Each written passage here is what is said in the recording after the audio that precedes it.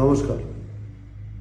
আপনারা অবগত আছেন যে গত দুদিন আগে সর্বভারতীয় তৃণমূল কংগ্রেসের সাধারণ সম্পাদক সাংসদ অভিষেক বন্দ্যোপাধ্যায় প্রেস কনফারেন্স করে বলেছিলেন যে নির্বাচন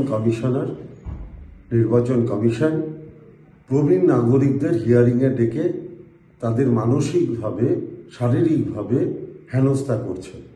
আমরা এর প্রতিবাদ জানাচ্ছি।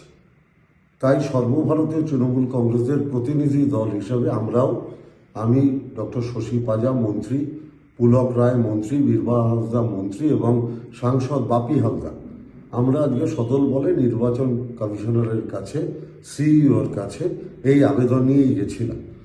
আমরা ধন্যবাদ জানাচ্ছি যে আমাদের দলের আবেদনে সাড়া দিয়ে প্রবীণ নাগরিকদের হেনস্থার হাত থেকে বাঁচানোর জন্য আজকে নির্বাচন কমিশন বিজ্ঞপ্তি জারি করেছেন যে প্রবীণ নাগরিকদের বাড়িতে গিয়েই তাদের শুনানি হবে।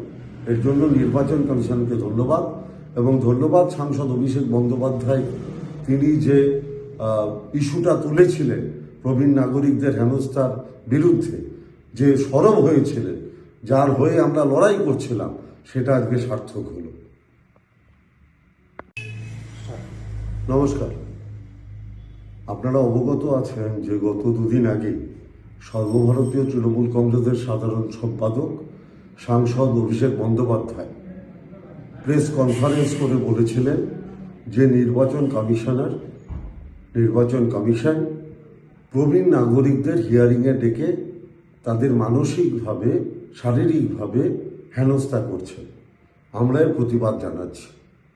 তাই সর্বভারতীয় তৃণমূল কংগ্রেসের প্রতিনিধি দল হিসাবে আমি ডক্টর শশী পাজা মন্ত্রী, পুলক রায় মন্ত্রী, বীরবা হাঁসদা মন্ত্রী এবং সাংসদ বাপি হালদার আমরা আজকে সদল বলে নির্বাচন কমিশনারের কাছে, সিইওর কাছে এই আবেদন নিয়েই গেছিলাম। আমরা ধন্যবাদ জানাচ্ছি যে আমাদের দলের আবেদনে সাড়া দিয়ে প্রবীণ নাগরিকদের হেনস্থার হাত থেকে বাঁচানোর জন্য আজকে নির্বাচন কমিশন বিজ্ঞপ্তি জারি করেছেন যে প্রবীণ নাগরিকদের বাড়িতে গিয়েই তাদের শুনানি হবে।